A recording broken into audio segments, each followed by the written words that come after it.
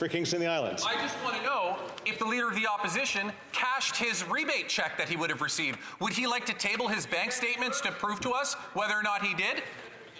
Well, that's really getting into questions and comments, so I don't think we're at that point of the day. I'm looking down at my time, and guess what? We're done. The honourable member will have 16 minutes when he returns to speak to this. Are there any other points of order before I get going? We're good? We're thinking about them? Okay, good. Statements by members. Déclaration de député. The honourable member for Surrey Newton. Thank you, Mr. Speaker. On the anniversary of the birth of Guru Nanak Dev Ji, the founder of Sikh religion, two local media outlets in Surrey Newton, Connect FM and Red FM, held Radiothon fundraisers. Through the generous support of community, Red FM raised over $1 million for Surrey Hospitals Foundation to bring two much needed cardiac cath labs to Surrey Memorial Hospital, which will be the first ever labs built south of the Fraser River. Connect FM raised over $175,000 in support of Guru Nanak Free Kitchen, a community organization that has been feeding those in need in downtown east side of Vancouver and other areas of BC since 2006. Thank you to all those who gave generously to both these worthy causes and to the leadership, staff and volunteers of Connect FM and Red FM. Thank you, Mr. Speaker. The honourable member for St. Albert, Edmonton. Mr. Speaker, on March 17th, Canada is set to go down a very dangerous road when MAID will become available for persons suffering solely from mental illness. Last year, the government delayed this expansion after leading medical professionals, including the chairs of psychiatry from all 17 medical schools, said that Canada isn't ready. And that's because it's impossible to predict whether someone with a mental illness will not get better. In other words, persons who could get better would have their lives prematurely ended. Recently, the Special Joint Committee on MAID wrapped up its hearings and heard loud and clear from experts that Canada still isn't ready. I urge the government to follow the evidence, stop the madness, and immediately introduce legislation to permanently scrap this dangerous expansion of MAID. The Honourable Member for Orleans. Mr. Speaker, on November 25th, I was honoured to take part in the Parade of Lights along St. Joseph Boulevard, which we are proud to call the Heart of Orleans. Celebrated the 26th anniversary this year of Santa's Parades of Lights, the largest Christmas parade in Eastern Ontario. Always a special moment to walk along St. Joseph to give out candy canes to young ones and see such a big crowd. 150,000 people gathering on a beautiful Saturday evening. A total of 75 floats decorated and filled with lights took part this year in the parade. This event, Mr. Speaker, would not be possible without the devotion and hard work of the Ottawa Professional Firefighters Association. I want to especially thank the chairman, Rob Rainbow, as well as his entire team for their leadership and for participating in raising money and toys for the Firefighters Help Santa Toy Parade. Fun. Merci. The Honourable Member for Abitibi Bay James Nunavik, EU. Mr. Speaker, there's a sign that the holidays are fast approaching. Today is the 23rd Grand Guignolé des Médias Media Food Drive. Across Quebec, our media professionals are braving the bitter cold to help food banks and all Quebecers in need. On behalf of the Bloc Québécois, I invite those who can afford it in these difficult times to give generously. Don't forget that the campaign continues until December 31st and that it's also possible to donate online if you don't have the opportunity today to fill the kettles of our courageous fundraisers. In closing, if the Liberals want to participate in the Guignolé des Médias, the food drive, we remind them that during the election they promised $1 billion for school food aid. What a great opportunity to keep their election promise. Thank you to everyone who's participating, and happy Media Guignolé to all. Let's be generous. The honourable member for Nickel Belt. People in Nickel Belt to support their local food banks. More than 17,000 people visit the Greater Sudbury Food Bank per month, and countless others depend on the food bank sites in Onaping Falls, Sturgeon Falls, Coniston, Garrison Valley, French River. And these food banks locations, along with its incredible team of volunteers, have spearheaded countless fundraising efforts to ensure the most vulnerable don't go hungry. Right now, the annual Edgar Burton Food Drive in Sudbury is taking place until December 15th. As the holidays approach, there's no better time to give money, donate food, or to volunteer at a local food bank. Food banks are reporting higher use while facing donation shortages. Fight hunger and ensure that quality foods are available for seniors, families, children, and all individuals who are in need. Thank you. I'll speak. The honourable member for King Vaughan. Mr. Speaker, King Township is horse country. Our very own Crystal Boylan jumped onto the world stage in 1964 when at the age of 17 she became the youngest Olympian dressage competitor. Throughout her illustrious career, she has won 7 medals at the Pan Am Games and competed in 6 Olympics. Currently, she spends her time coaching 26-year-old Beatrice Boucher, who landed her spot in the 2024 Olympic Games. Nice. Described as a beacon of positive energy, Boylan is Canada's most decorated dressage rider in Canadian history and highly effective and inspirational coach. As one of the coaches for the Canadian team, her goal is to bring home our best in the athletes. King City will be cheering her on the 2024 Olympic Games. Let's bring it home, Canada! The honourable member for Cape Breton Canso. Mr. Speaker, despite some travel disruptions, I was delighted to make it back home last weekend for Glace Bay's annual Christmas parade. It was a wonderful experience to see my constituents spreading holiday cheer as we indulge in the Christmas spirit all across my riding of Cape Breton Canso. I would like to extend my heartfelt thanks to the Glace Bay Volunteer Fire Department for their role in bringing people together during the parade. These firefighters serve their community in so many meaningful ways without ask of recognition or award. In any case, Mr. Speaker, I feel compelled to give these volunteer firefighters their due recognition by thanking them in this very House. Community initiatives such as these bring people together at a time of year when we need to do just that. So, Mr. Speaker, I want to wish my constituents in Cape Breton Canso and everyone in this House a very Merry Christmas, Happy Holidays, and let's be kind to each other. Hear, hear. The honourable member for Surrey Centre. Mr. Speaker, housing is booming across the nation, and Surrey Centre is no exception. Our government's rental construction financing initiative will invest more than $82 billion to give more Canadians a place to call home. My home city of Surrey hosts the fastest growing economy and fastest growing population in British Columbia, and our housing strategies reflect Surrey's thriving community. With a total of $320 million over 3 projects, residents living in Surrey Centre can expect to move into these 843 new purpose-built rental homes by early 2025. These investments include $146 million for 392 units at Coma King George, $145 million for 373 units at Brightside Tower, and $28 million for 78 units at Parker Living.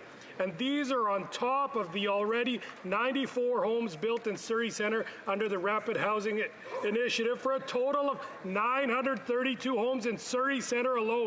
For the record, that's 10 times more in Surrey Centre that Conservatives built in all of Canada in 10 years.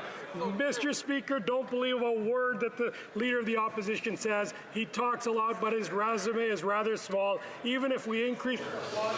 The honourable member for Charleswood, St. James, Assiniboia, Headingley. Over the next 8 days, Jewish families will gather around to celebrate the story of Hanukkah.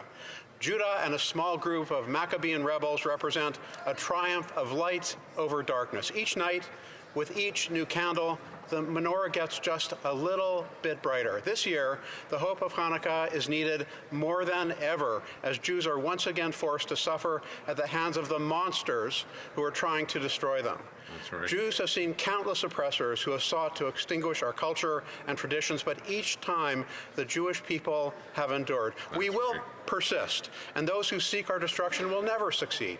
Today, I am also thinking of all of the hostages still held in Gaza for 2 months who will be kept from celebrating Hanukkah with their families. It's time to bring them all home. So as we enjoy latkes and sufganiyot and light the candles on the menorah, and as children rejoice in the fun of receiving gifts and spinning the dreidel, I wish you all a happy Hanukkah. Chag Hanukkah Sameach. Hear, hear.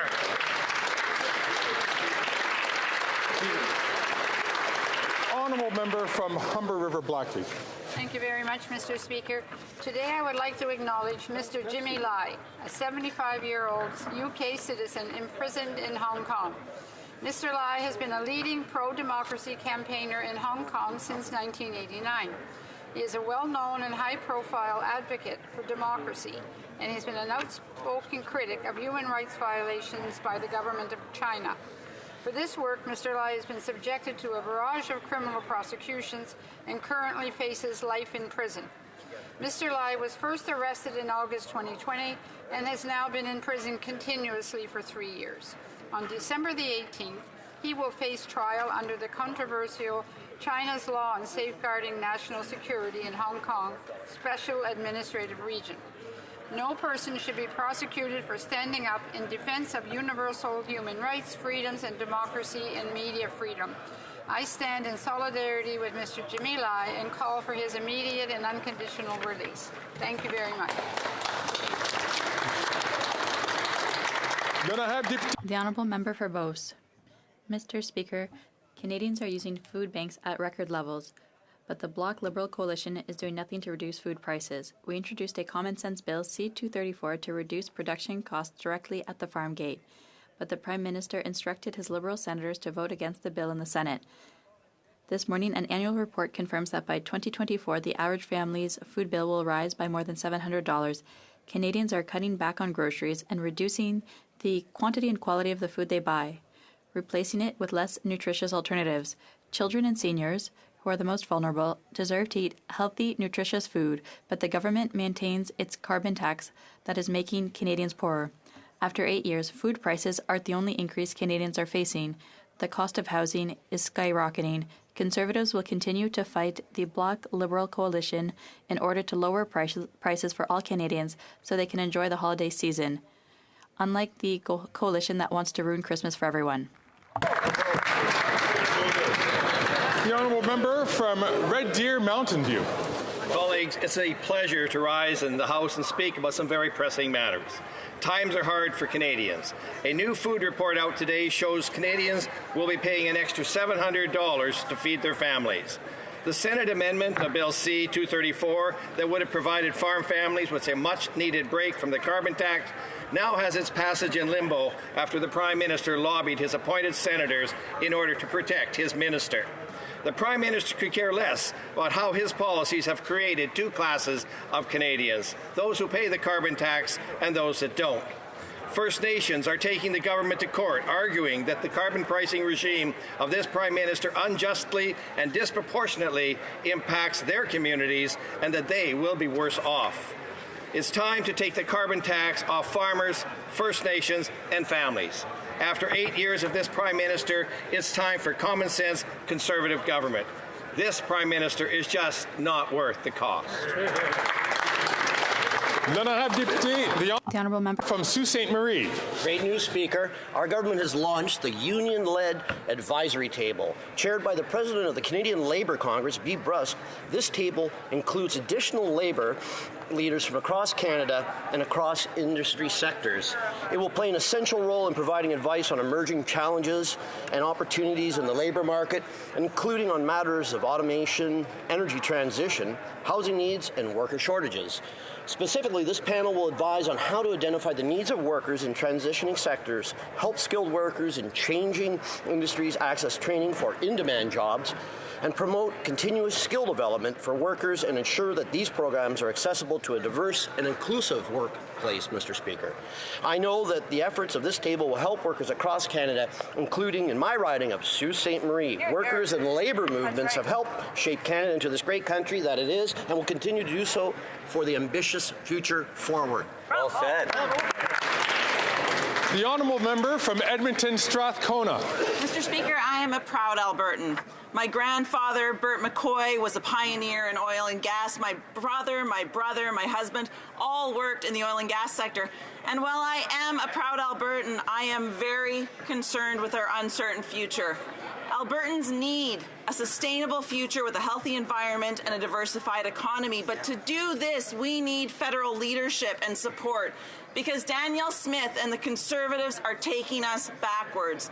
Alberta Conservatives have stopped renewable energy development, driving away billions in investment and thousands of good jobs. They've brought back coal, inviting foreign investments to decapitate our Rocky Mountains and poison our water, and they are putting toxic tailing ponds on top of sensitive environments like the McClellan Dam. Albertans deserve better. The Albertans I know, the problem solvers, the builders, the innovators, and the entrepreneurs deserve better. Thank you. The Honourable Member for Repentigny. We are losing the fight of our lives. We are experiencing climate collapse in real time. We are on the highway to climate hell with our foot still on the gas pedal. These are strong statements from UN Secretary General Antonio Guterres. Is this a lack of diplomacy? Rather, I think he has the courage to speak the truth, which is especially important on December 8th, World Climate Day.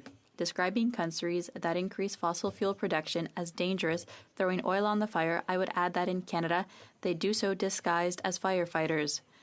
Whether it's the interests of the COP28 president or those of Canada's multi-billion-dollar oil companies, they continue to feed the climate change beast, capturing regulatory powers with their lobbying, helping themselves to public funds, and hypnotizing decision-makers with their greenwashing. 2030 is 6 years away. The Secretary General says we can avoid the crash and burn of the planet if we act now. Yes, but now ends soon. The honourable member from Souris Mountain. Mr. Speaker, newsflash. While Canadians across the country struggle to make ends meet right before Christmas, the Liberals are making it worse as food and home heating costs continue to rise. The Prime Minister's inflationary spending has caused cost of living crisis, forcing millions of hardworking Canadians to visit food banks so they can feed their families. In fact, this is the highest level of food bank use that this country has ever seen. A new report released today shows that the family of four will pay $700 more next year on groceries, with meat up 7%, vegetables up 7%, bread up 7% in increasing prices. Wow. Rising production costs have contributed to these price increases, yet the Prime Minister refuses to remove carbon tax from farmers. This means the tax trickles down to the consumer, leaving Canadians struggling to put food on the table. The solution is simple. Take the carbon tax off farmers and families. Prices are up, taxes are up, and for this Liberal Prime Minister, his time is up. The Honourable Member for Outremont. Mr. Speaker, like every year, yesterday I joined the Prime Minister at the commemoration of December 6th, surrounded by my community in Mornaine. It has now been 34 years since the tragic loss of 14 women, 14 Polytechnic students full of promise, destined for bright futures. I was able to honor their memory this week by participating in the Order of the White Rose ceremony and awarding a scholarship to an amazing young woman who was making her way in engineering. This was a femicide that marked an entire generation. The unspeakable tragedy created by this mass shooter, this madman with a semi-automatic that walked into a classroom one day, that some good could come from such evil is unthinkable. And yet, And yet, Mr. Speaker, from it comes the Order of the Right Rose and the leadership of the women who created a grant to support exceptional young women pursuing engineering. From it comes Police se souvient and the leadership of the women who were there that night on December 6th and have spent their lives fighting for better gun control in this country. Oral questions, questions orales. The honourable member from Thornhill. Families, farmers, First Nations from across Canada are struggling because of this Prime Minister's ideological carbon tax crusade. Food bank usage is up 100%, and today we learned that the average grocery bill will go up by $700 next year. His senators are blocking relief for Canadians struggling to eat. First Nations communities are taking him to court because of this carbon tax. Conservatives have proposed a motion to axe the tax and will stay here as long as it takes. So will the Liberals finally listen to Canadians and vote with us to scrap the punishing carbon tax? The Honourable Minister for Natural Resources. Thank you, Mr. Speaker. A price on pollution is an important part of a climate plan, one that addresses affordability concerns. The vast majority of Canadians receive more money in the rebate than they pay in the price of pollution. The only group to benefit from the Conservative plan to end the climate program, to end the rebate, are the top 20% of earners, who almost everyone else gets poorer for their plan. The Conservatives are fighting for the rich. They are not fighting for Canadians who are concerned about affordability. The carbon price is both a climate measure and an affordability measure.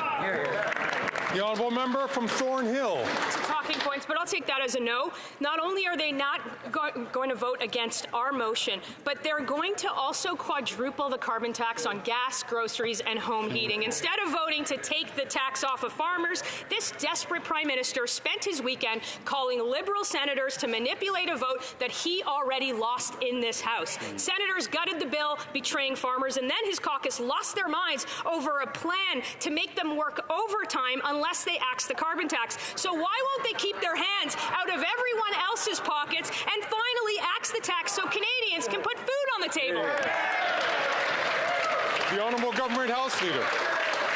Mr. Speaker, there's only one caucus in this Parliament that's losing their mind, and it's the Conservatives, because their Conservative senators didn't show up to vote on Bill C through 34 in the other place. Mr. Speaker, we are happy to be here as long as it takes, because we will always stand up for Canadians, and we will always stand against bullies. Thank you. We will. The honourable member from Thornhill. Mr. Speaker, that's the exact opposite of what she said yesterday. Because of ministers like this, more Canadians will eat in food banks than ever, and more simply will go without any food at all. And for the new year, everyone is going to spend $700 more on groceries. While these Liberals fight for a few extra days of Christmas vacation, we're going to fight for Canadians, and then we'll send the Prime Minister on the permanent vacation that Canadians desperately want him to take. Why won't they axe the tax for families, for farmers, for First Nations, for good? The Honourable Minister of Natural Resources and Energy. Mr. Speaker, 98% of farm fuel emissions are already unimpacted by the price on pollution. Farmers, though, are on the front lines of climate change. They understand the critical importance of addressing the climate issue. There are many factors that are contributing to the rise of food prices in Canada and around the world, including the war in Ukraine. While the Conservatives continue to vote against Ukraine and oppose the free trade agreement they need in their fight against Russia, we are taking action to reduce and ensure affordability for Canadians and support the government of Ukraine. The honourable member for Mégantic-l'Érable. After 8 years of this Prime Minister, grocery prices continue to skyrocket. The report on food prices in Canada predicts that a typical family will see its bill rise by $700 in 2024. The price of meat, fresh vegetables, and bakery products will rise by almost 7% next year. And the costly Liberal Bloc coalition continues to drastically increase inflationary taxes that drive up the price of everything. It costs a lot to vote Bloc. Will the Prime Minister cancel his plan to drastically increase the carbon tax on farmers and families so that people can eat? The Honourable Minister for Families. Merci pour la question. Thank you for the question. Every day that I come in this House and I take my seat, I'm humbled, as I know all of my colleagues on this side of the House are, to work on behalf of Canadians. Mr. Speaker, when we talk about the need to support Canadians, just yesterday, every Conservative on that side of the House voted against a national school food policy, a policy that would put food back into children so they're not at school hungry, Mr. Speaker. Mr. Speaker, we will continue to do everything to support Canadian families. The Honourable Member for Mégantic-l'Érable. Well, you know what's true? After 8 years of this Liberal government, children are asking for gift cards to be able to eat at Christmas, Mr. Speaker. It's unacceptable. After 8 years of this Prime Minister, the cost of housing has doubled, interest rates are at record highs, grocery prices have risen 23%, and these prices will continue to rise next year for groceries. Mr. Speaker, will the Liberals do the right thing for once and vote to cancel the carbon tax so that grocery prices can go down and so that people can eat until they feel full this Christmas? The Honourable Finance Minister and Deputy Prime Minister. Mr. Speaker, all Canadians and all Quebecers know that the Conservatives do not support the less well-off. Our government supports all Canadians. Our government supports the least well-off. This month, UNICEF published data according to which poverty levels in Canada decreased to 22%. The Conservatives only know how to slash, cut. But we're here for all Canadians, especially those who need help the most. The Honourable Member for La Prairie. Quebecers take in 48% of all asylum seekers in Canada, and that costs us $460 million. Quebecers deserve to be reimbursed, not to be insulted, and yet not only is the Minister of Immigration refusing to reimburse Quebec, but on Tuesday he repeated in committee that he's thinking of imposing an additional bill on Quebec. Imagine that. We offer 100% of the services, we pay 100% of the bill, and he thinks that Quebecers owe him more money? I couldn't make this up if I tried. Mr. Speaker, the minister will meet with his Quebec counterpart tomorrow. Will he leave his arrogance at home and bring his checkbook instead? The Honourable Immigration, Refugees and Citizenship Minister. What's arrogant, Mr. Speaker, is to think that a relationship is a one-way relationship. We work very well with Quebec. I look forward to my meeting with my counterpart tomorrow. We're not going to be able to solve this problem with our marathon voting in the House of Commons. Either way, I will meet with my Quebec counterpart. We will have a great discussion, and then we will have a discussion with our respective finance ministers. The Honourable Member for La Prairie. Sure, let's talk about collaboration then. What is the federal government doing for asylum seekers? Asylum seekers are under federal jurisdiction, but the federal government provides 0% of social services and pays 0% of the bill. And the icing on the cake is that Ottawa's delays in issuing work permits and in reviewing applications adds to the bill that Quebecers pay. So, in short, Quebecers pay for 100% of services, provide 100% of services, pay the whole bill, and they're paying too much thanks to the federal government, which is asleep at the switch. So we don't need to take any lessons. Tomorrow, will the minister reimburse Quebecers? The Honourable Immigration, Refugees and Citizenship Minister. Mr. Speaker, the Bloc Québécois feels that $700 million a year and a lot more in social and health transfers doesn't count for anything. The Honourable Member for Burnaby South. 7 million Canadians are struggling now because they have to use food banks. The price of food is going to go up by $700 next year just to put food on the table. In committee this morning, Walmart CEO said he's not supporting a stronger competition bureau. Maybe that's why the leader of the opposition did everything he could to block the legislation. Galen Weston, as we all know, earns 431 times what his average employee makes and thinks his $12 million bonus was reasonable. What is the Prime Minister going to do to bring down grocery prices and end the free ride for these CEOs? L'honorable ministre. The Honourable Minister. Merci. Merci, Monsieur. Thank you. Thank you, Mr. Speaker. C-56 will help us further strengthen the Competition Bureau and to prioritize the interests of consumers. I hope that our colleagues will support us on this bill because it's an important one. It will help us to harmonize prices and to bring about lower prices. The Honourable Member for Burnaby South. 7 millions de Canadiens. 7 million Canadians, including more and more workers, are visiting food banks because they cannot pay for groceries. Today, we have learned that groceries will rise by $700 in 2024. Gail Weston, though, he said in committee that his $12 million bonus was very reasonable. What will the Prime Minister do to bring down prices and make these CEOs contribute? The Honourable Minister. Thank you, Mr. Speaker.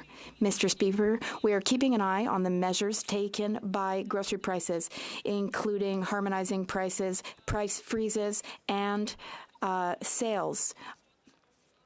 We are also looking into long-term measures to bring down grocery costs. C56 will allow the Competition Bureau to hold big grocers to account and to ensure that they prioritize the best interest of consumers. And we will follow up with CEOs. 8 years, Canadians are learning the hard way that the Prime Minister is simply not worth the cost. And the latest food price report shows that Canadians are bracing for another devastating blow next year, with families being forced to pay over $700 more for groceries. And that's on top of all the price increases the Prime Minister's carbon tax and inflationary deficits have already caused. Instead of making food more expensive with planned tax hikes, why don't the Liberals support our common sense plan to take the carbon tax off of families, First Nations, and farmers?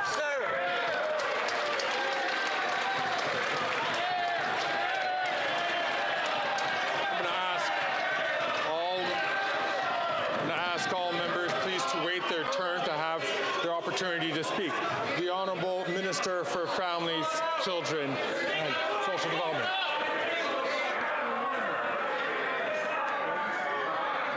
Order. Order.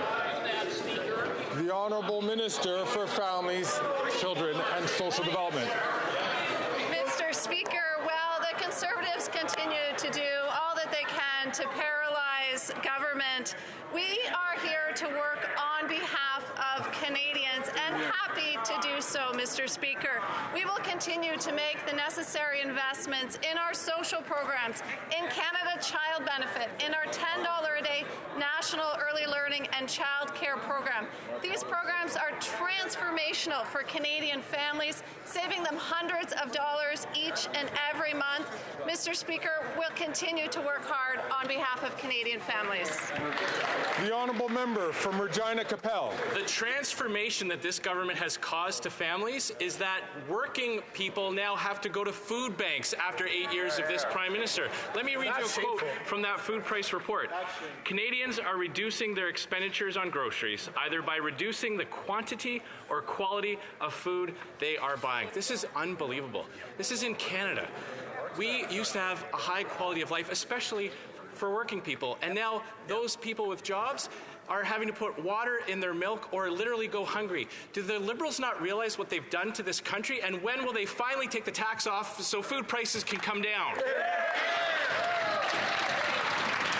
The Honourable Minister of Finance and Deputy Prime Minister.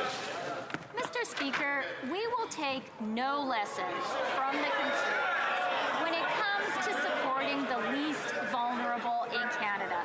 Let's review the facts, Mr. Speaker. UNICEF came out with a report just this month where they showed that child poverty in Canada has decreased by 22% compared to where they left Canadians under our government. 2.3 million more Canadians have been lifted out of poverty under our government. They know how to cut. They don't know how to support Canadians. The Honourable Member from Dufferin-Caledon. Farmers are protesting First Nations are taking this Liberal government to court, and families are literally choosing, should we eat or should we heat our homes? This is Canada after 8 years of this NDP Liberal government, and now Canadians get to pay $700 more for food. Merry Christmas, brought to you by this Liberal government. Canadians would have preferred a lump of coal. Will the Prime Minister finally listen to Canadians and take the carbon tax off for farmers, families, and First Nations? The Honourable Deputy Prime Minister and Minister of Finance. Mr. Speaker, Canada today has 1.1 million jobs than before COVID. The jobs recovery has been 6 months faster than after the 2008 recession, when the Conservatives were in office. Canada's GDP is more than 104% higher than it was before COVID. The GDP recovery was 4 months faster than after the 2008 recession, which was much more mild. The Conservatives don't know how to support the most vulnerable among us, and they don't know how to have an economic plan for jobs. We do. The Honourable Member from Dufferin-Caledon. Mr. Speaker, the Finance Minister wants to talk numbers. That's great. Let's talk about the 2 million Canadians that visited a food bank in one single month as a result of this NDP Liberal government. 800,000 Ontarians went to the food bank. It would be the third largest city in Ontario dependent on a food bank for food. This Finance Minister says she won't take lessons. Even a third grader could figure out they have destroyed Canadians and driving them to food banks. And they could fix it if they cared, Mr. Speaker. All they have to do, take the carbon tax off for families, First Nations, and farmers. The Honourable Deputy Prime Minister and Minister of Finance for Canada. Mr. Speaker, for once we heard something true from the Conservatives. Yes, the Finance Minister does believe in talking about numbers. So let's talk about some numbers. 1.1 million more jobs in Canada than before COVID. 8 out of 10 Canadians have more money in their pockets thanks to the carbon price. And you know what? Last week I was in Edmonton, one of the largest investments in Canadian history, more than $11 billion from Dow. You know why?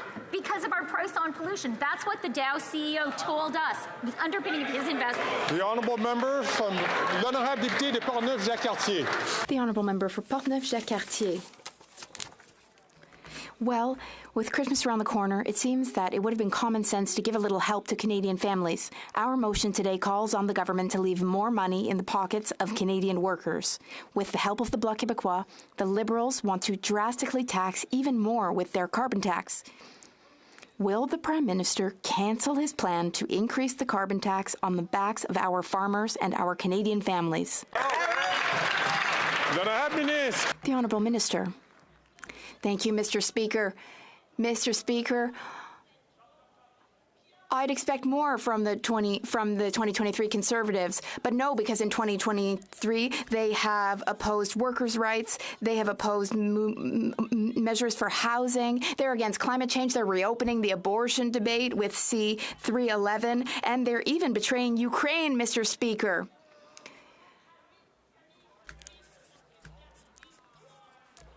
Mr. Speaker, he is turning his back on future generations by not fighting climate change. It's shameful, Mr. Speaker. The Honourable Member for Portneuf-Jacques-Cartier. Well, I encourage the minister to step off of the Magdalen Islands and walk the streets of Montreal. Today is the Grande Guignolée des Médias food drive in Quebec. People who are on the streets asking for help because food banks are overflowing. Will this government finally understand? Order. Order, please. Order, please. The Honourable Member for Portneuf-Jacques-Cartier, from the beginning, please. Mr. Speaker, I was suggesting that the minister leave the Magdalen Islands and walk the streets of Montreal because today is the Grande Guignolée des Médias food drive in Quebec. People are on the streets asking for help because food banks are overflowing. Will this government finally understand people's desperation and listen to reason? A family of 4 will pay $700 more next year for groceries. So instead of wanting to tax even more with the help of the Bloc Québécois, can the government have a little heart and cancel the carbon tax, which isn't working And that will finally help our farmers and families. The Honourable Fisheries and Oceans and Coast Guard Minister. Mr. Speaker, it's absolutely shameful to talk that way about people of the Magdalen Islands. That is absolutely shameful, Mr. Speaker. He should be ashamed to speak ill of those people from my region, Madam Speaker. Shame, he should be ashamed.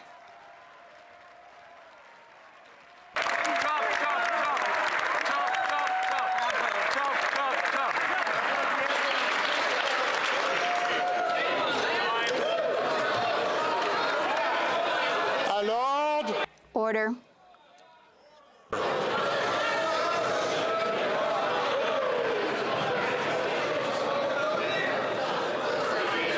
L'honorable député de Lac-Saint. The Honourable Member for Lac-Saint-Jean. The member for Portneuf-Jacques-Cartier should take some vacation on the Magdalen Islands soon. Now, Mr. Speaker, there are human trafficking networks at Canada's borders, criminal networks run by Mexican cartels. These are bandits who exploit vulnerable people to smuggle them across borders, which have, by the way, become veritable civs. Just imagine, we heard from Radio-Canada that the RCMP will be cutting its border staff. So on the one hand, the Minister of Public Safety is promising to increase the number of officers. On the other hand, the RCMP is potentially going to cut up to 25% of its staff. So imagine... You can't imagine a more ham-fisted decision. L'honorable ministre. The Honourable Minister. Monsieur le Président, Mr. Speaker, we share the concerns of all Canadians when it comes to the integrity of our borders. My colleague says that we will reduce RCMP staff in Division C in Quebec. That's not true. We are fighting crime and securing our borders. Since the Roxham Road crossing was closed and since a third-party agreement, the RCMP reassigned its resources to prioritize fighting organized crime and to ensure the integrity of our borders. The Honourable Member for Repentigny. We have been waiting for 2 years for the Liberals' plan to cap emissions from the fossil fuel sector, but the wait is not over yet. The government has just announced a regulatory framework without regulations. It's guaranteed also that it won't be adopted before 2025. Worse still, the emissions cap will not come into force until 2030. And not only does this plan not require any reduction in oil production, the plan explicitly offers flexibility to oil companies to increase their production. It's literally a license to pollute until it's too late. Who wrote this plan? The oil companies? L'honorable ministre. The Honourable Natural Resources Minister. Thank you, Mr. Speaker. The Bloc often talks to us about respecting federal provincial jurisdiction in the fight against climate change, and today we have done both. The Environment Minister, Benoit Charette, in Quebec, said today, I commend the announcement to set up a cap-and-trade system for the oil sector today. He said this is a good day for the environment and the economy. L'honorable député de Repentigny. The Honourable Member for Repentigny. According to the International Energy Agency, emissions from the fossil fuel sector need to be cut by 60% by 2030 if we are to meet the targets of the Paris Agreement. Today's Liberals are content to call for a 16% reduction over 2005 levels, which is barely a 25% reduction. And that's at the goodwill, of course, of the oil companies because no cap will be imposed on them before 2030. The federal government's plan is to beg the oil companies to make barely 1/4 of the necessary efforts. Otherwise what?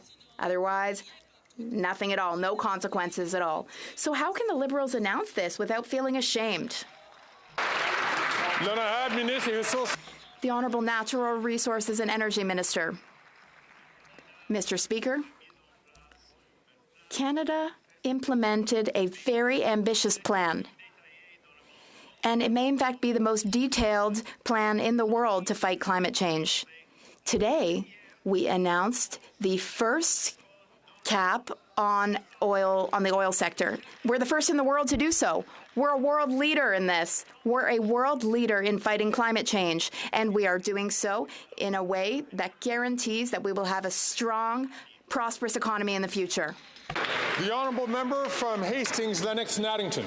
Canada's food report for 2024 revealed that Canadian families will have to pay roughly $700 more next year for groceries. Wow. Basic food staples like meat, vegetables, and baking goods will all increase 5 to 7%. Canadians, Mr. Speaker, cannot afford this. Rents are rising faster than wages for the first time in 60 years.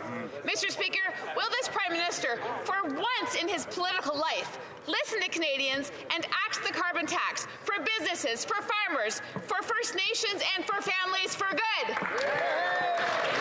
The Honourable Minister for Families, Employment and Social Development. Mr. Speaker, when the member opposite talks about basics, I'd like to point out the basic fact that just yesterday, every member in this House, including every Conservative member, had the opportunity to support Canadian families and children by voting to support a national school food program.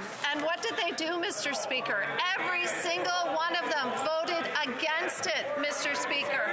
On this side of the House, we will continue to support Canadian families.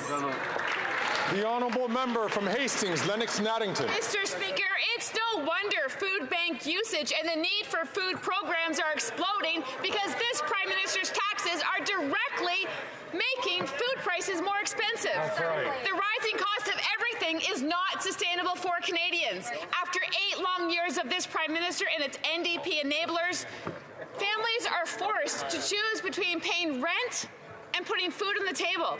Mr. Speaker, when will this tired, Liberal NDP government share some Christmas joy, axe the tax, and deliver some relief for Canadians?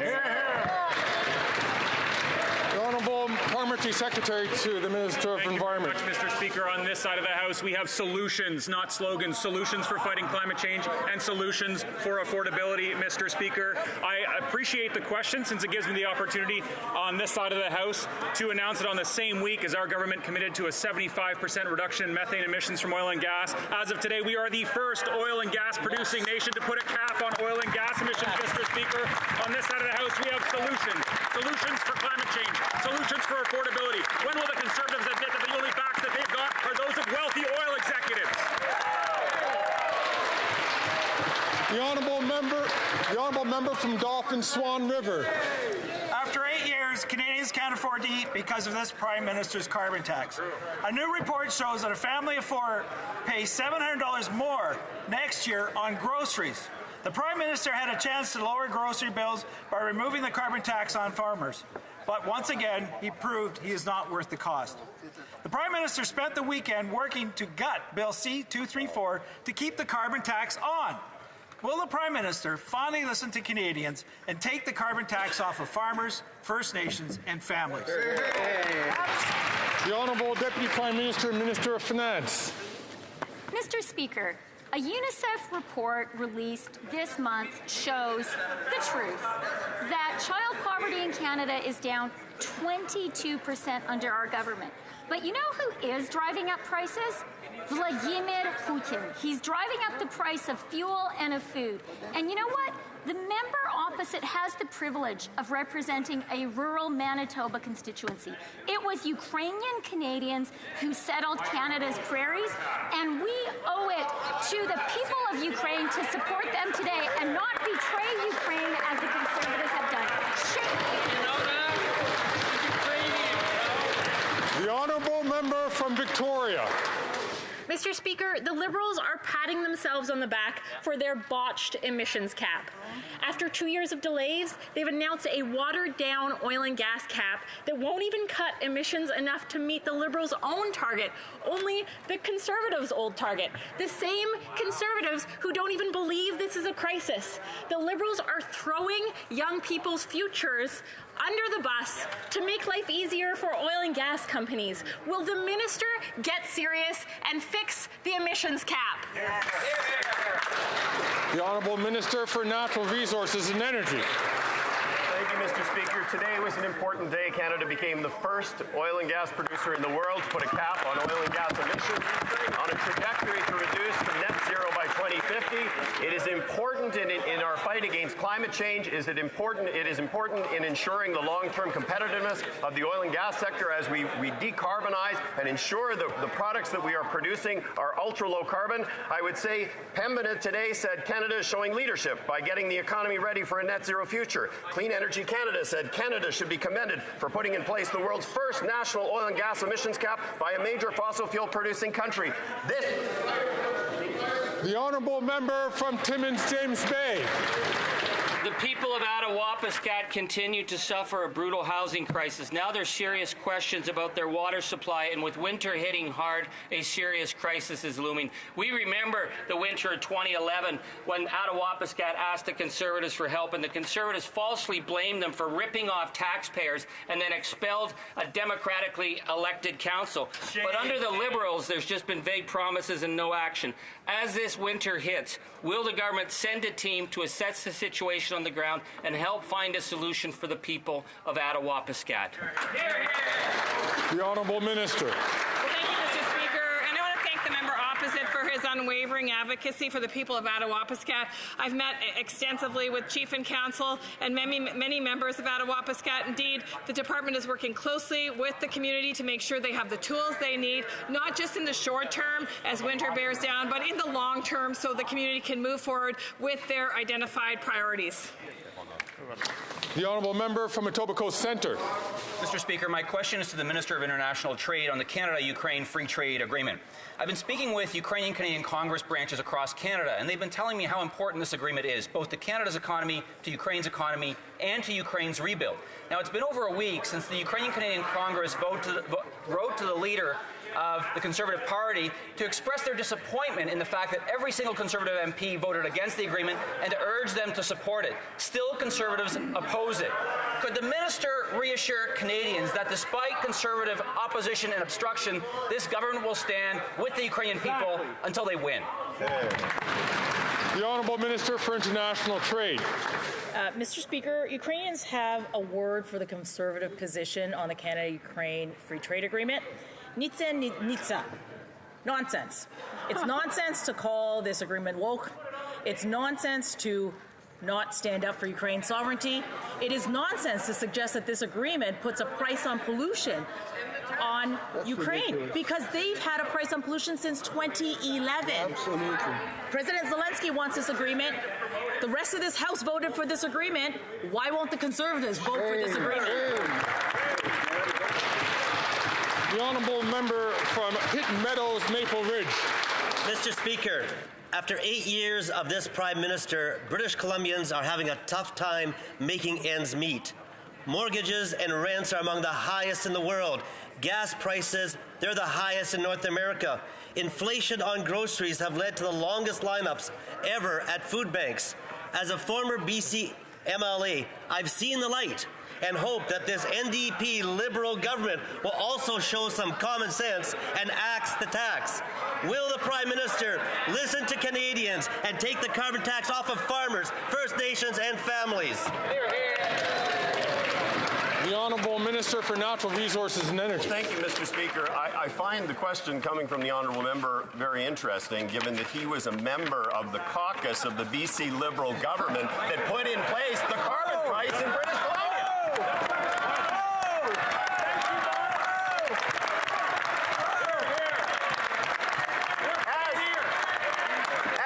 As his leader, the former Premier Gordon Campbell, said at the time, putting a price on carbon pollution is a way to reduce emissions, incent innovation, and drive an economy going forward. And he voted for that.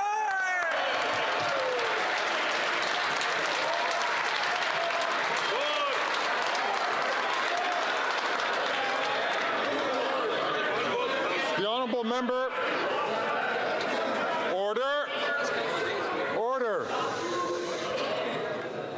The honourable member from Prince George Peace River, Northern Rockies. Sadly, empty words from these Liberals won't fill empty stomachs in Nunavut. Kyra Killabuk, an Inuit woman, shares photos of current food prices in Nunavut on her social media. A can of Campbell's potato soup is $11. A medium box of Cheerios is $17. A small package of ham is $18. After 8 years, Nunavut knows that this Prime Minister is not worth the cost. When will this Prime Minister scrap the carbon tax, finally listen to Canadians, and scrap the carbon tax on farmers, First Nations, and families? The Honourable Minister for Natural Resources and Energy. Thank you, Mr. Speaker. As my honourable colleague knows, 8 out of 10 Canadian families actually get more money back. If he would take the time to actually read the study that was published by the University of Calgary recently, the people who are most vulnerable get far more money back than they actually pay. Instead of presenting a plan for the economy or for the environment, the Leader of the Opposition spends his time musing about pulling us out of the Paris Agreement, joining Nicaragua and Syria. This will do nothing to address the economic future of Canada, nothing for the future of our children in fighting climate change. This climate-denying Conservative Party is not worth the risk. Hey!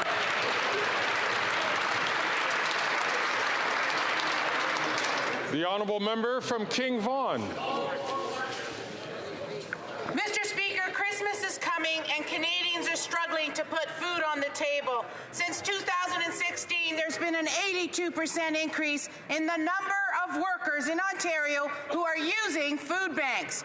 Bill C-234 would have taken carbon tax off farmers, but this desperate Prime Minister has spent the weekend calling senators, pleading them to kill the bill. He's just not worth the cost. Will this Prime Minister listen to Canadians and take the carbon tax off farmers, First Nations, and families? The Honourable Minister of Labour. Thank you very much, and I thank the honourable member for the question. There have been accusations that she has made and other members have made in the past couple of days that indeed people in the other place were given marching orders by the Prime Minister on how to vote on that particular piece of legislation. Of course, that's not true. I think the real question is here, Mr. Speaker, and that so many Canadians are wondering, is on the issue of a Ukraine free trade agreement, who told them how to vote? That's what Canadians are wondering. Who told them? Or did they each arrive at this independently? What a shameful exercise to vote against a beacon of democracy in this world, Mr. Speaker. The Honourable Member. Order. The Honourable Member from North Okanagan, Shuswap. Mr. Speaker, according to the Canada Food Price Report just released by Dalhousie, food will cost a family of 4 an additional $700 next year, totaling $16,297.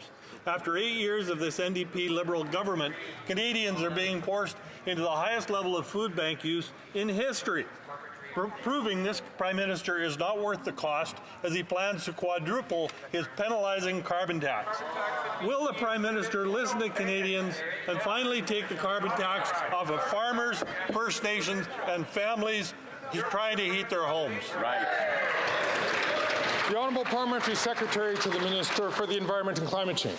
Thank you very much, Mr. Speaker. It's clear that the member opposite doesn't believe in climate change, but I'm wondering if he believes in math, because a Calgary-based economist did a study on our carbon pricing program, and I'll give him 2 quotes. One, a clear majority of Canadian households do receive rebates that are larger than the pollution price costs. And second, Mr. Speaker, if we got rid of the carbon tax and rebate, this would harm lower and middle income households. Mr. Speaker, when will the Conservatives admit that their risky and irresponsible, reckless approach will plunge Canadians back into Harper-era poverty?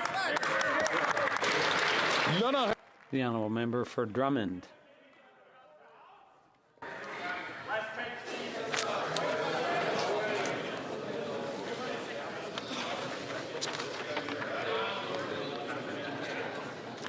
I'm going to ask all members to keep it down. I'm going to ask the member from Kamloops, Thompson, Caribou to please wait his turn to ask a question. The honourable member for Drummond.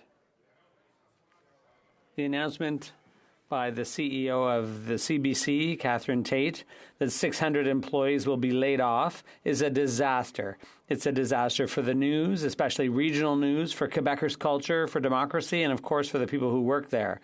And Catherine Tate's water torture technique with waves of layoffs spread out over months with everyone's head on the chopping block is quite simply disgusting.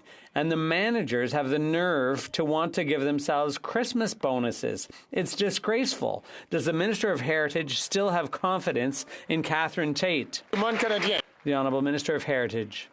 Thank you, Mr. Speaker, and I'd like to thank my colleague from the bloc for his question.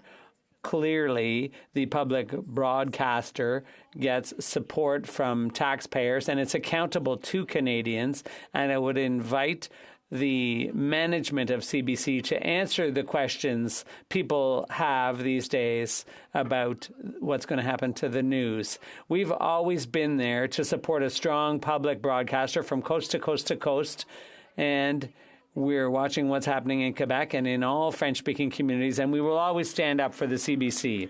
The Honourable Member for Drummond. Well, I'm sure the minister would also like some answers from the CEO of CBC, and I'd like to remind the minister, that it's her role to appoint the CEO. And Ms. Tate's mandate was supposed to be all about fighting fake news, but she's doing the opposite. Cutting 600 jobs is fighting news. We need to send a clear message. 600 layoffs shouldn't have been announced. None should have been announced. None, or maybe just one. If Catherine Tate doesn't take back down on these cuts, will the minister fire her? The Honourable Minister of Canadian Heritage. Mr. Speaker, our government has shown from the outset, since we took power in 2015, we've always supported the public broadcaster. We added the millions of dollars that the Conservatives had cut, despite the fact that the bloc, the official opposition at the time, didn't manage to block those cuts. We restored funding, and despite all the crises that the media are going through and the pandemic and so on, we will continue to support the public broadcaster. And I would invite all parties here, except the Conservatives, of course, who would like to axe the CBC, I would invite them all to support our support for the CBC. Released today, the food price report shows that a family of four is going to pay $700 more for food next year. Meanwhile, overall dollars for food spent are going down because of the cost of everything else. That means Canadians are reducing the quality or quantity or both of the food that they buy. This morning, Walmart and the CEO of Loblaws, Galen Weston, said that the carbon tax charged to the farmer, to the trucker, to the retailer and food producer will get passed on to the consumer. After 8 years, this NDP government is not worth the cost. When will this Prime Minister repeal the tax on the carbon tax on farmers, first families, and families? The Honourable Minister for Agriculture and Agri-Food. Mr. Speaker, being a farmer and part of a government understands that there is a problem with the climate. We do have climate change. Climate affects the weather. Destructive weather destroys farms, destroys farm crops. Quite simply, Mr. Speaker, we have a program in place. Unfortunately, the Conservative Party of Canada does not have a plan to deal with the environment. With our plan, we're able to deal with the agricultural sector and clusters and provincial governments right across the country to help farmers deal with climate change and become innovative. And we will have more to do and will continue to do it. The Honourable Member from Edmonton Manning. That is a plan of no plan. Mr. Speaker, a desperate, panicking Prime Minister spent last weekend calling senators, pleading with them to kill Bill C-234 that would lower grocery pricing for Canadians. On Tuesday, those supposedly independent senators voted to gut Bill C-234, betraying farmers and keeping food prices high. After 8 years of rising prices and lower paychecks, Canadians know that this Prime Minister is not worth the cost. Will the Prime Minister listen to Canadians and take the carbon tax off farmers, First Nations, and families? The Honourable Parliamentary Secretary to the Minister of the Environment and Climate Change. Thank you very much, Mr. Speaker. It's clear that that member doesn't agree with climate action, but I wonder if his children would agree with climate action. It's something that's going to impact next generations more than it affects us. But when the Conservatives show Canadians who they're advocating for, they take notice. So, Mr. Speaker, I'd pose the question back to the Leader of the Opposition. As a family of four, the Leader of the Conservatives would have received $976 in climate action incentive payments. Now, he lives in a taxpayer-funded mansion and gets driven around, so he doesn't buy very much gas himself. Did he cash the check? The honourable member from Fort Saskatchewan, Sherwood Park, Fort Saskatchewan. Last night, under the cover of darkness, the NDP Liberal government rammed through their anti-energy, unjust transition, job-killing agenda at the Natural Resources Committee. They broke every rule of parliamentary procedure. They broke the rules and denied MPs the chance to be heard as they rammed through their anti-energy agenda. On the agenda of the committee and for the chair of the Natural Resources Committee, when will the committee consider this matter again, and how does the chair justify another gross betrayal of Canadian workers? Unbelievable.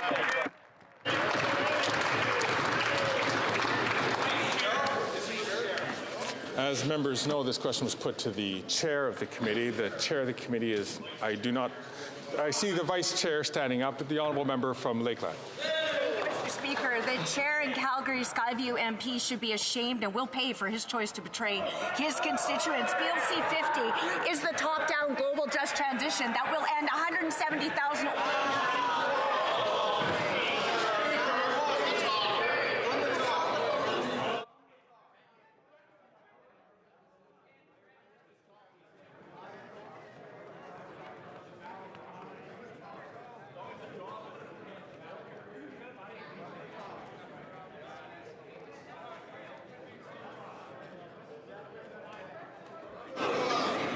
I'd like to invite the honourable member from Lakelands, I'm certain, to make sure that there was no misinterpretation of her answer. To start her answer again from the top, please, but I'd ask her to be careful in the language that she uses. The honourable member from Lakeland. The constituents of Calgary Skyview will hold the MP to account for his betrayal of their constituents, and he'll pay at the ballot box. Bill C-50 is the top-down just transition that will end oil and gas in Canada in favour of dictator and U.S. oil. The NDP Liberals know it will kill 170,000 oil and gas jobs immediately and hurt 2.7 million Canadians working in transportation, construction, agriculture, and manufacturing on top of it. It will make power and fuel prices skyrocket. The NDP Liberals also know it will hurt Indigenous and visible minority Canadians the worst. It's never been more clear that Canadians cannot afford the colluding, costly cover-up coalition.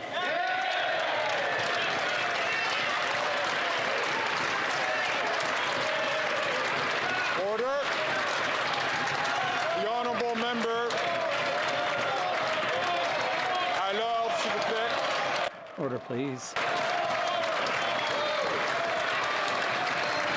Order.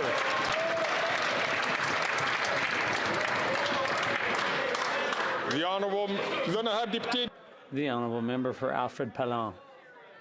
Mr. Speaker, our bail reform bill received royal assent this week. The legislation is the result of consultations and close cooperation among our government, all provinces and territories, and Canada's major police associations. Canadians need to have confidence in our justice system, and they need to know it will protect them from harm. My question is for the Minister of Justice and Attorney General. How will this bill improve Canadian safety? The Honourable Minister of Justice and Attorney General of Canada. I'd like to thank the member for Alfred Pallon for his question and for his advocacy.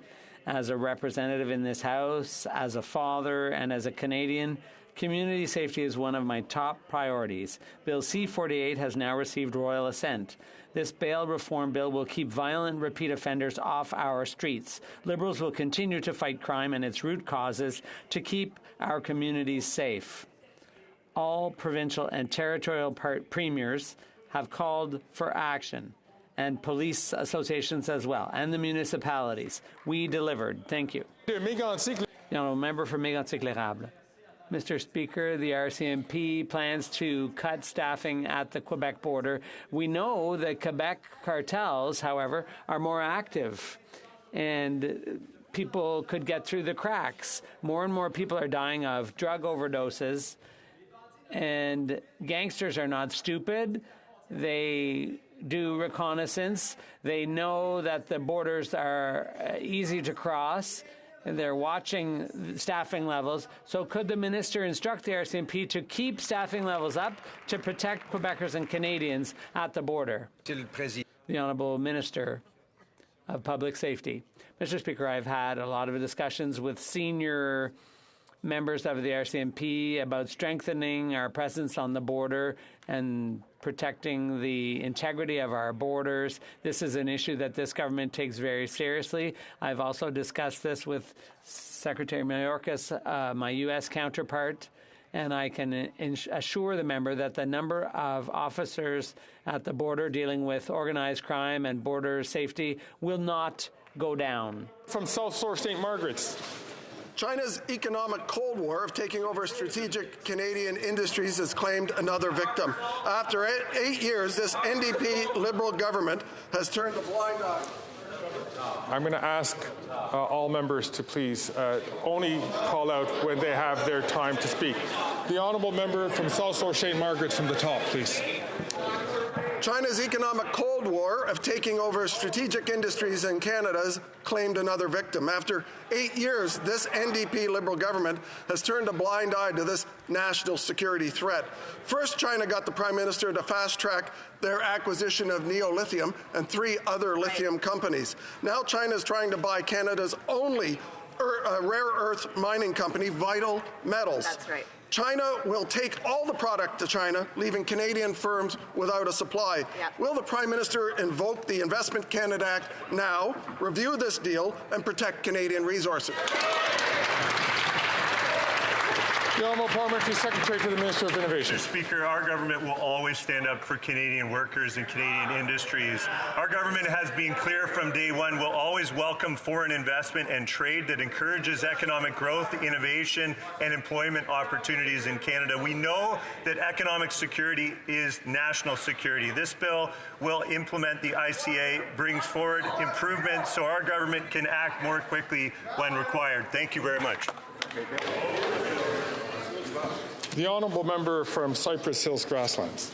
Well, after 8 years of this NDP Liberal government, Canadians are out of money and the Prime Minister is out of touch. Right. At a time when energy security is crucial, this makes life harder for Canadians and our allies. An emissions cap will destroy hundreds of thousands of jobs, billions of exports, and make life more unaffordable for Canadians. Instead of supporting powerful paychecks for our people, the Prime Minister supports dollars for dictators. So when will the Liberals' costly coalition stop supporting dirty dictator oil and let Canada export the resources that the world so desperately needs?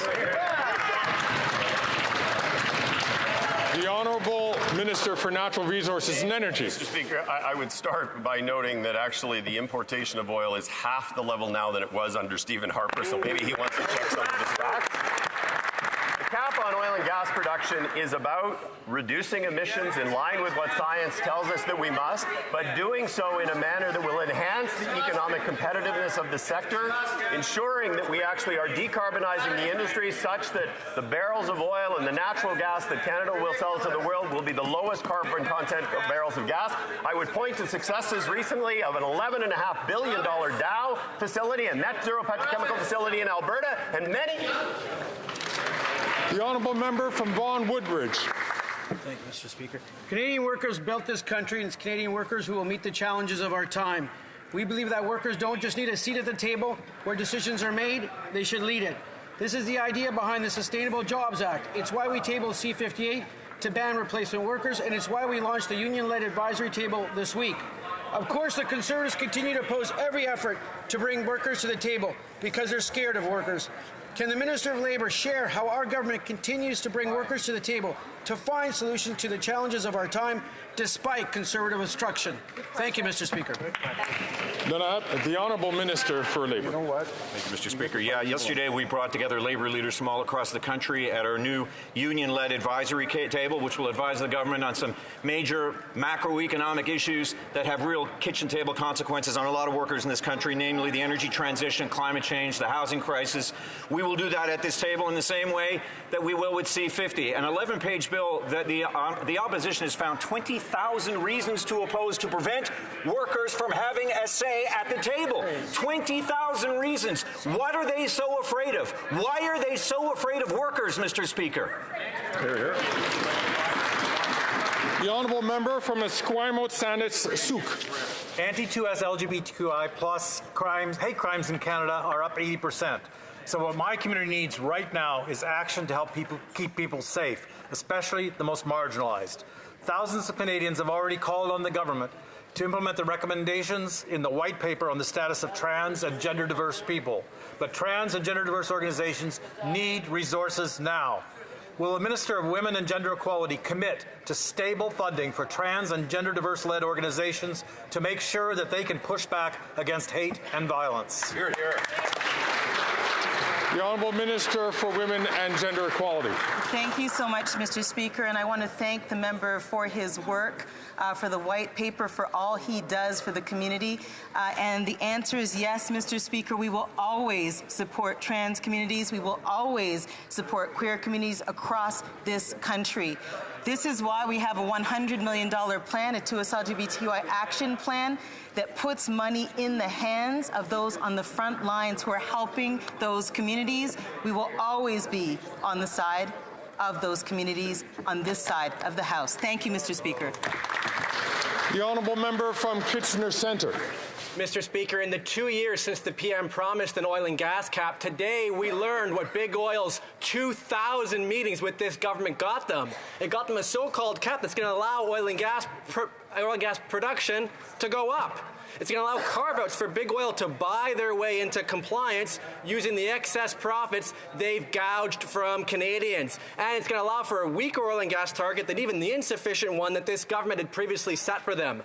When will this government put our children's future ahead of Big Oil's greed? Hear, hear. The Honourable Minister for Natural Resources and Energy. Today was an important day for the environment and the economy. Canada became the first country to put a cap on oil and gas emissions with a trajectory to reduce net zero by 2050. But I would also say we released the Emissions Reduction Progress Report today. What that showed is we are well beyond the initial target we had when we were elected, which is 30% reduction. We will achieve the 2026, more than achieve the 2026 interim milestone, and we are on track to achieve our 40% reduction by 2030.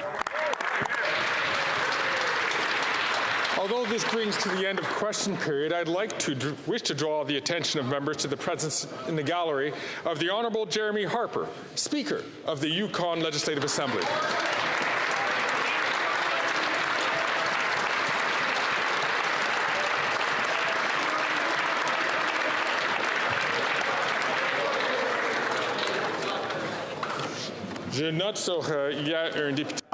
There is a member who is rising on a point of order. The honourable member for Drummond. Thank you, Mr. Speaker. I hope that you will find unanimous consent for the following. That the House say that the shares for Adio Canada. J'ai déjà entendu des noms ici dans la salle. I've already heard no's here in the room, so there is no unanimous consent. Madame Idlout, Ms. Idlout. Rising on a point of order. I am indeed rising on a point of order. The member for Prince George, Peace River, and Northern Rockies seems to have shown the continual conservative pattern of ignorance when it comes to Indigenous peoples. There has been decades of work, years of work to make sure that Canada... If the Honourable... I'm rising on a point for the Honourable Member from Nunavut, and I would ask her if she could quickly come to the point and raise the issue of the point of order that she is raising so that the Chair can understand what she is raising. The Honourable Member from Nunavut, can she quote the point of order that she's raising?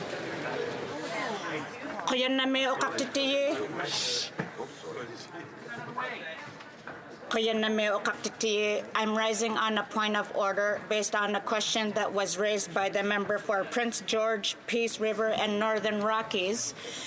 The level of ignorance by the Conservative parties about Indigenous peoples, First Nation. So I'm just going to ask the member, please, to get straight to the point so that the Chair would like to recognize her.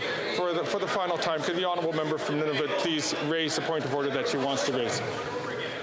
I would like to rise on a point of order by the member for Prince George, Peace River, and Northern Rockies who was misleading this House about the existence of First Nations in Nunavut. I would like to see that this party realizes that there are three indigenous... The honourable member, this is veering into debate. And I've been shown great patience with the honourable member. We are going to now move to the honourable member from New Westminster Burnaby. Mr. Speaker, she was rising on a legitimate point of order. There was misinformation that was provided by the member from Prince George, Peace River, so I would appreciate, I think all members of the House would appreciate her being able to complete her point of order. Now he's questioning you. This sounds like a lot like debate. So I'd like to thank the honourable member from New Westminster Burnaby, but this is really very clearly into debate. I'm now turning to the official opposition House Leader. Oh, the honourable member from Timmins James Bay, who's rising on a point of order. Is it the same point of order? What we see in the House is that when a representative of the Inuit people tries to speak, she is shouted down by a bunch of white guys on the Conservative backbench, and it's supported by the behavior in this House. That is unacceptable.